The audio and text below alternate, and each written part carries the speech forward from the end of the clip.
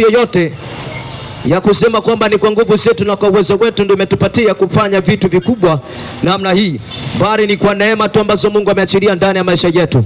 Kwa wakati mchache zidi kubarikiwa na siku yako zidi kuwa njema.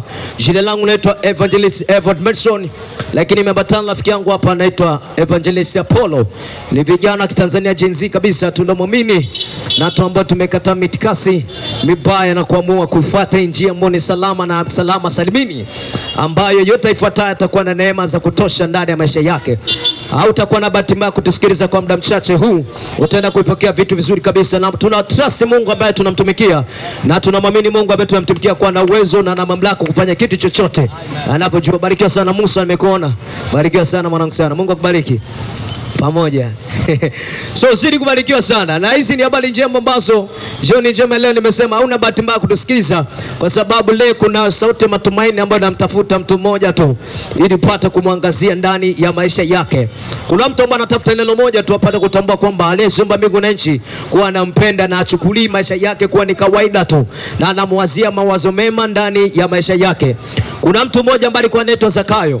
Picha linaanza ujamaa katika kawaida kibinadamu, taswira ya nje. Ujamaa alikuwa ni mfupi, alikuwa ni mbilikimo, lakini ujamaa alikuwa na ankala, alikuwa na maokoto, alikuwa na fedha, anaitwa Zakayo.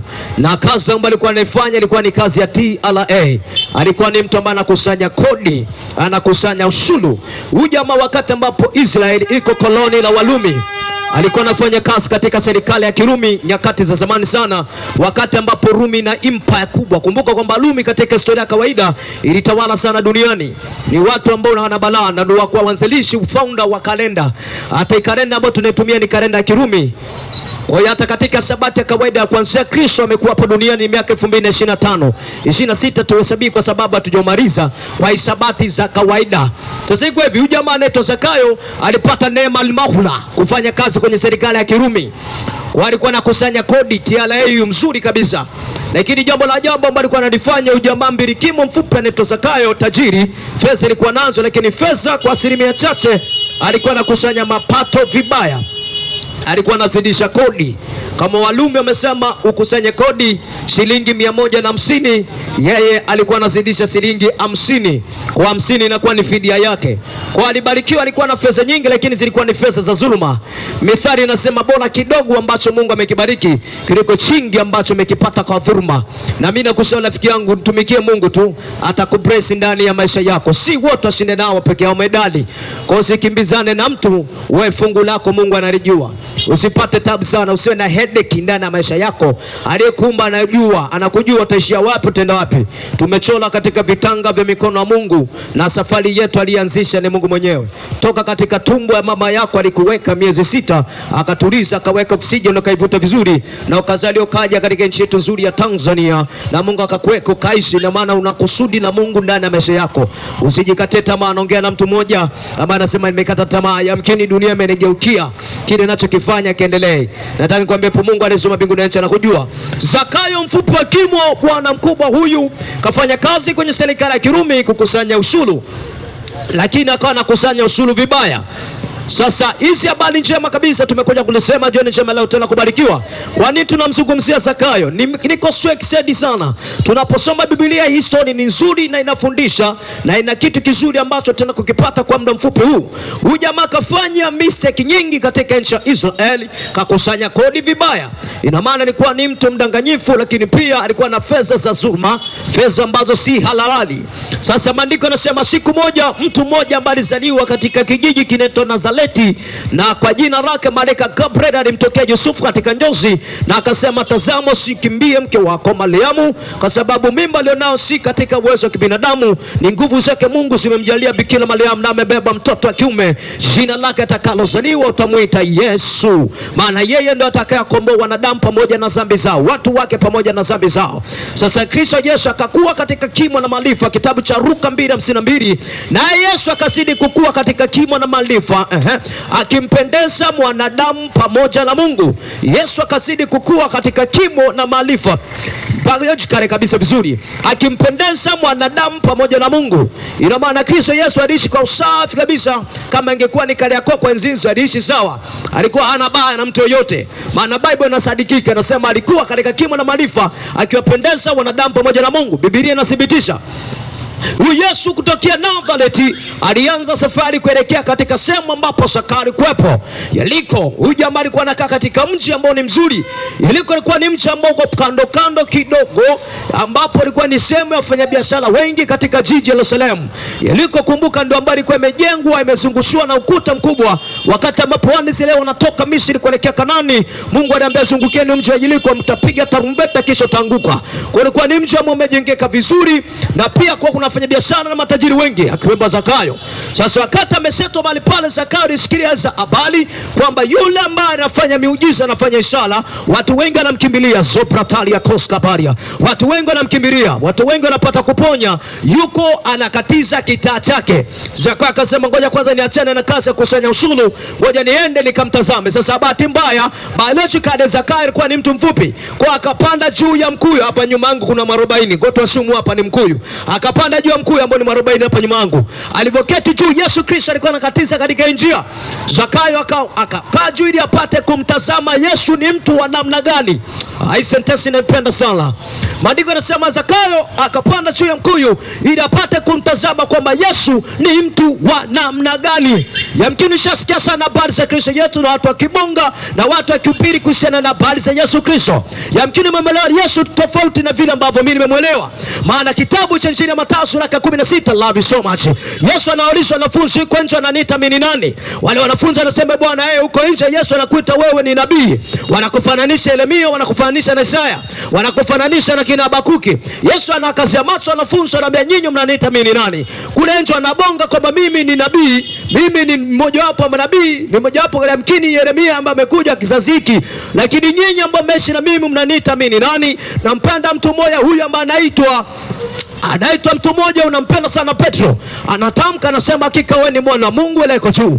Yeye Yesu anamwambia si damu na nyama vimekufunulia na mambo, bali neno wake Baba ndio amekufunulia hivi vitu. Sasa Zakayo akataka kujua Yesu ni mtu wa namna gani, maana alisikia alifanya mambo ya ajabu. Kumbuka Yesu aliwalisha watu takriban 5,000 vipande 5 vya mkate na samaki 2. Maajabu hayo. Wakara watu 5,000, na baada ya kula akawaambia wanafunzi kusanyeni vikapu vya chakula ambacho kimebaki. Wakakusanya vikapu 12, buffet imejaa, yani walikula akasasa.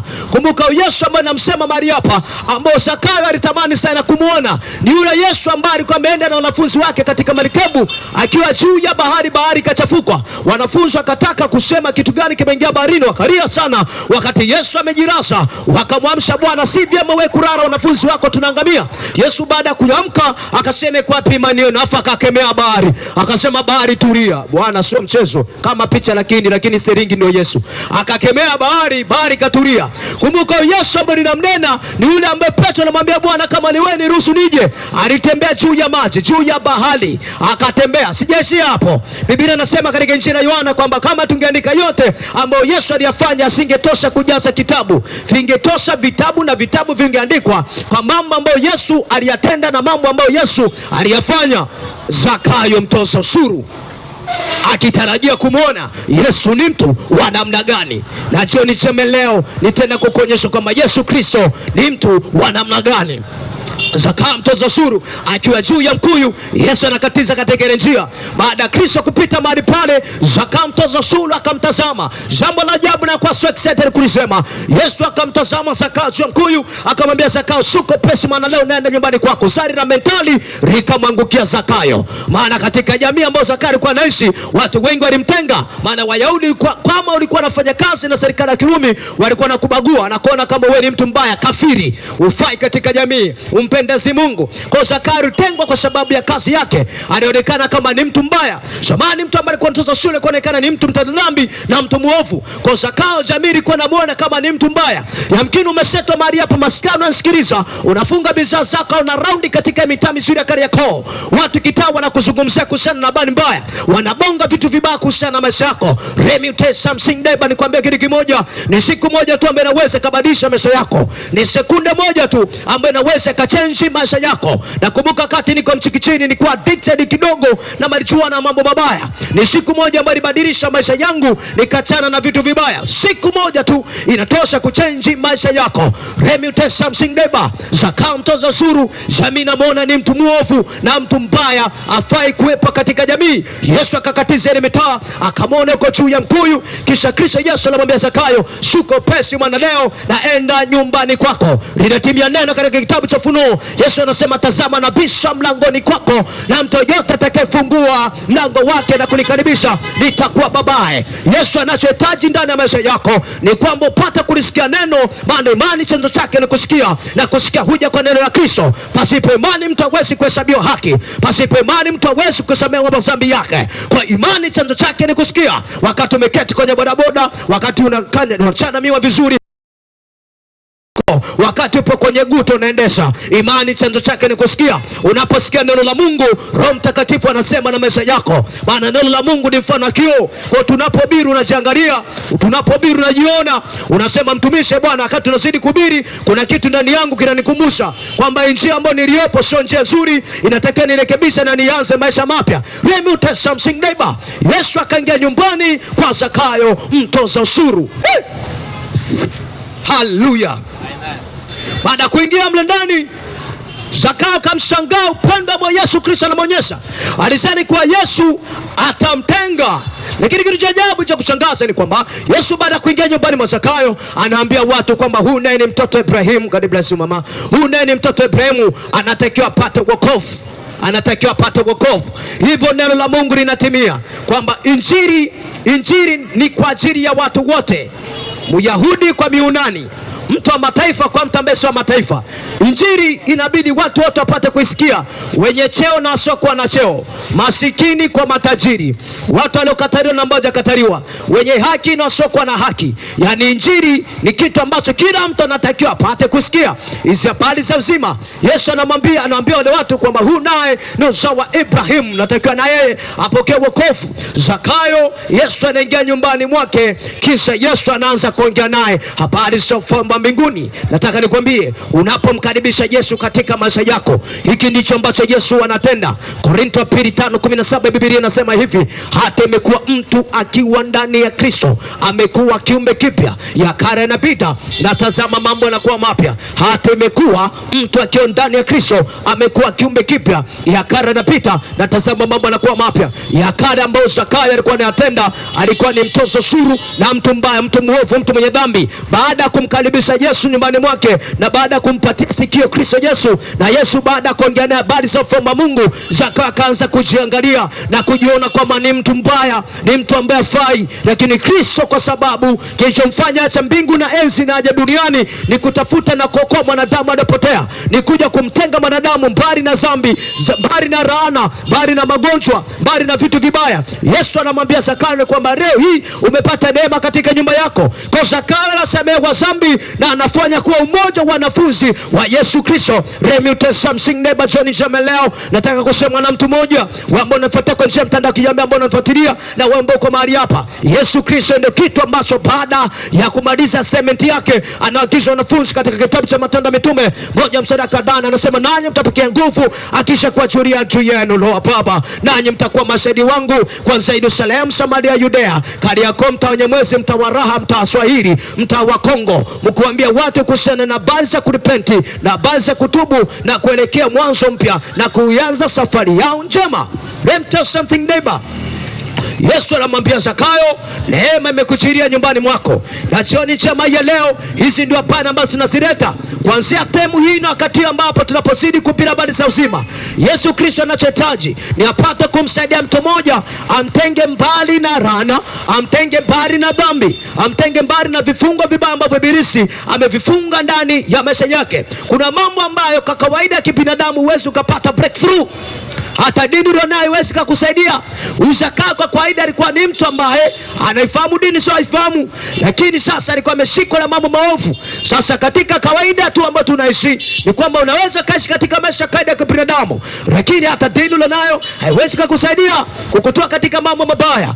Yesu Kristo wa Nazareti kupitia ujumbe wa watumishi wake tumesimama chapana mahali hapa, na hili ndio neno jioni njema leo tunalisema kwamba njooni kwangu ninyi nyote, Yesu anasema, msumbukao na wenye kulemewa na mizigo mizito, nami nitawapumzisha. Let me tell something neighbor, tunaishi duniani kwa wakati mchache tu, wengine miaka 70, wengine miaka 70, miaka 20 tayari wanapasa wewe wanaondoka duniani. Kwa duniani ni sehemu ya mchakato, duniani ni sehemu ya mchakato, na mchakato huu unatokana na kuchakata neno la Mungu. Ukishakuwa tayari unapata kurithi uzima milele. Sasa hizi habari za uzima tunazinena katika mitaa, na jioni njema leo ni kwa kusudi moja tu, ya kukuangazia wewe mwanadamu, ili Yesu apate kukusaidia ndani ya ubaya na ndani ya vitu viovu. Wakati wa nyuma fulani, kama wiki moja kurudi nyuma, tulikuwa sehemu moja panaitwa Tanga Mavovo. Tulikuwa tumeenda kwa ajili ya kuhubiri habari za uzima, ikiwa pamoja na watumishi wa Mungu. Tulikuwa sehemu hiyo inaitwa Tanga Mavovo. Baada ya kufika mahali pale, tukaanza kulisema, tukaanza kuhubiri habari za uzima. Tukaona watu wengi wenye wagonjwa na watu wengi waliofungwa wanaanza kutufuata nyakati za jioni, maana pale wamefungwa na dini fulani hivi, lakini bado shetani ameharibu maisha yao. Mama mmoja ambaye alikuwa amelala kitandani ndani ya miaka miwili, baada ya kutuita pale watumishi wa Mungu, tukaenda tukamwombea.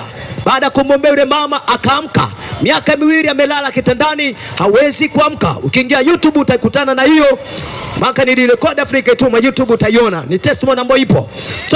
So nataka nikwambie kitu kimoja, ni kwamba utakapomwamini Kristo Yesu ndani ya maisha yako, Yesu anaachilia nguvu ya uwezesho ndani ya maisha yako. Yesu anaachilia nguvu ya kuishi na dhambi ndani ya maisha yako. Zakayo mtoza ushuru akajua kwamba ninamhitaji Yesu tu ili maisha yangu apate kubadilika. Unamhitaji Yesu ndani ya maisha yako rafiki yangu, ili Yesu apate kufanya mambo mema ndani ya maisha ambayo naishi. Na hizi ni habari njema ambazo tunazinena na mitaka yako na jioni njema hii ya leo. Yesu Kristo anakupenda sana rafiki yangu. Haitapendeza utakapokufa na kuingia katika jehanamu ya moto, na wakati umerisikiza neno la uzima. Nampenda sana Mwalimu Nyerere, nadhani katika hotuba ya miaka 90 humo akasema, sasa iko hivi rafiki zangu, nadhani kwa hotuba bungeni akasema hivi, ni heri mkubali Mungu wakati unaishi kuliko kumkataa afu utakapokufa utakutana naye, na ndio hukumu wa mwisho. Anasema ni heri mkubali tu wakati unaishi, hata kama utakapokufa usipomkuta utakuwa hujapoteza, maana atakuwa amekutenga na vitu vibaya na vitu viovu. Sasa tunasema hivi, nafasi ya mwanadamu kubadilika ni hii ambayo anavuta pumzi na anapumua na anapata nafasi ya kuamka na kuzifanya shughuli na kazi zake. Kila kitu kina ukomo na kila kitu kina mwisho. Waswahili wanasema hakuna marefu yasiokuwa na ncha. Muona bwana, sasa iko hivi, tunapopira habari za uzima ni kwa sababu ya kukuangazia wewe mwanadamu, kukupa suluhisho ndani ya maisha yako. Na hizi habari ambazo tunazisema haziangalii dini, kabila wala dhehebu, haziangalii udogo wala ukubwa, uzee wala ujana. Yani habari njema ni kwa maksudi ya watu wote wapate kuirishi pepo na wapate kusamehewa madhambi kwa njia ya msamaha ambayo inaambatana kwa njia ya kusikia, ikiambatana kwa njia ya imani ya kuamini kuhusiana na habari za Yesu Kristo wa Nazareti. Zakayo mtoza ushuru anasemewa dhambi zake, na Yesu Kristo anampa tumaini na mwangaza mpya ndani ya maisha yake. Rafiki zangu, wakati ambapo nena kumaliza, Yesu Kristo anawapenda sana na anachohitaji ni apate kukusaidia ndani ya maisha yako. Yamkini wakati tunapozidi kuhubiri, kuna mtu namkini unapitia mambo mabaya, kuna mtu yamkini unaumwa, shetani amekutesa katika magonjwa, umetumia fedha nyingi hospitalini lakini bado hujapata majawabu. Yamkini vitu viendi, kila kitu ambacho nafanya kitembei, lakini jambo kubwa kuliko ni kwamba hauna mahusiano vizuri na Mungu aliyekuumba. Yesu Kristo kaja duniani kwa ajili ya kurejesha uhusiano wa kwanza ambao mwanadamu ameupoteza. Na hizi ni habari njema tunazinena na kuzubiri. Kila atakayesikia habari za uzima atapata ndolo la dhambi ndani ya maisha yake, na atafanya kuwa mtoto wa Mungu kwa njia ya kusikiliza habari njema za Yesu Kristo wa Nazareti.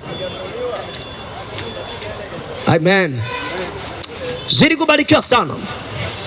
Nasi wakati ambapo tunakumaliza, tutaenda kuomba na kukamilisha na kuingia mita mingine kwa ajili ya kwenda kuzisema habari za uzima. Lakini kubwa kuliko, umetambua kwamba jinsi ambavyo Yesu aliingia nyumbani mwa Zakayo na ambavyo alimpatia msamaha wa dhambi, na Zakayo akaingizwa katika kundi zuri la kuanza ustakabali mpya wa maisha yake. Lakini pia umesikiliza jinsi ambavyo Yesu ana mamlaka ya kumsamehe dhambi mwanadamu ndani ya maisha yake, na ndio kusudi tunafanya tuje nje panda hapa na kuja kusubiri hizi habari za uzima. Libarikiwe jina lake Mungu aliyeumba mbingu na nchi, na wakati mzuri ambapo tutaenda kuahirisha na kuomba na kutaka baraka katika mitaa. Lakini kubwa kuliko, kama utamhitaji Yesu Kristo ndani ya maisha yako, sisi tupo mahali hapa. Unaweza kusogea katika speaker. Yamkini unaumwa, una vitu ambavyo unashangaa kwenye maisha yako haviendi, yaani unasema tu, mtumishi, ninahitaji maombi. Bwana, sisi tunapofanya maombi tunaomba bure, kwa sababu Kristo ametuambia kwamba umepata bure nanyi toeni bure. Kwa prayer huwa tunaifanya free kabisa. Kwa yamkini uko hapo, lakini mahusiano yako na Mungu yako vizuri. Hizi ni habari njema ambazo tunazisema. Niko na mtumishi wa Mungu, lakini tuko mahali hapa, mambo yetu sisi tunafanya kweupe, ili watu wote wapate kusikia habari za uzima. Na wakati ambapo tunakuhitimisha, tambua Yesu anakupenda sana na hataki uangamia. Anachohitaji ni upate wokovu na upate msamaha wa dhambi ndani ya maisha yako. Thank you Lord Jesus. Bwana Yesu, nalibariki jina lako. Asante kwa wakati mzuri ambao Kristo umetujalia nao kuwepo katika mitaa mizuri kuzisema habari za uzima, kuhusiana na habari za ukombozi na habari za msamaha wa dhambi katika maisha ya mwanadamu. Wapo watu wengi ambao wamesikiliza hizo habari za uzima, nasi tunapokuelekea mitaa mingine kuzisema hizi habari, tunatamka neema yao katika mitaa, na tunatamka kibali chako kwa watu wote ambao wametusikiliza kuanzia mwanzo tulipofunua vinywa vyetu na kuzisema hizi habari za uzima. Roho Mtakatifu, tunaomba neema yako na kibali chako kwa kila mtu mmoja mmoja ambaye amesikiliza, na Bwana uwe juu ya maisha yao, na watenge mbali na kila eneo wasi, na yote ambaye amesikiliza habari kwa imani. Roho Mtakatifu, tunaomba neema yako ya kusimama na kusustain katika habari ya uzima ipate kuwa juu ya maisha yake. Na tunaomba watu wote ambao wako kwa mtandao wa kijamii, tunaomba Bwana Yesu kuaguse, na mtu yote anapitia situation ngumu na anapitia shida, anaumwa, tunatamka uzima ndani ya maisha yake katika jina lako Yesu Kristo. Bwana, ukamponye yule mama, ukamponye yule baba, ukamponye yule kaka ambaye anapitia katika situation ngumu. Tunatamka neema yako juu ya maisha yake katika jina lako Yesu Kristo. Asante Bwana Yesu kwa kuwa na uwezo unatosha. Asante, nibariki jina lako Mungu, kwa kuwa Mungu wewe ni Mungu wa miungu, ni Mungu wa kila kitu duniani.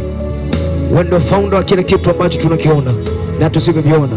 Nibariki jina lako, tukuzwe katika jina Baba la Mwana na Roho Mtakatifu.